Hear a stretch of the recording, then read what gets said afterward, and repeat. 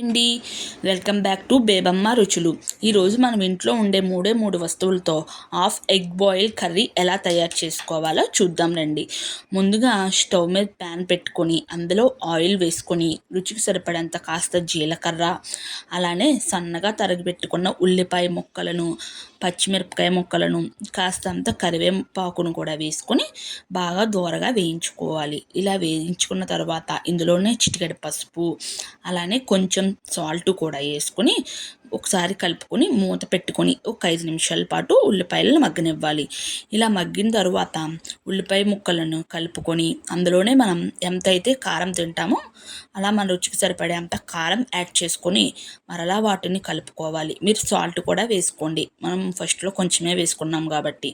ఇలా కలుపుకున్న తర్వాత మనం ముందుగా తీసి పెట్టుకున్న 4 ఎగ్స్ను ఒక్కొక్క ఎగ్ని కొట్టి అలా కూరలో వదిలేయాలి.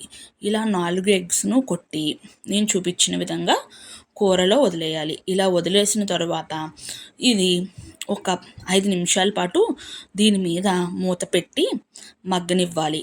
ఇలా 5 నిమిషాల తర్వాత మూత తీసి చూస్తే చూడండి ఎంతో పర్ఫెక్ట్గా ఎగ్స్ హాఫ్ బాయిల్ అయిపోయి ఉంటాయి.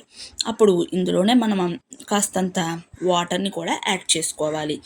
ఇలా వాటర్ని యాడ్ చేసుకున్న తర్వాత మరలా ఒక 5 నిమిషాలు మూత పెట్టుకొని తీసుకుని తర్వాత ఆ ఎగ్స్ని కట్ చేసి రివర్స్లో తిప్పుకోవాలి. ఇలా తిప్పుకోవడం వల్ల అటు ఇటు కూడా ఎగ్ బాగా పర్ఫెక్ట్గా కుక్ అయ్యి ఉప్పు కారం అన్నీ పర్ఫెక్ట్గా సరిపోతాయి.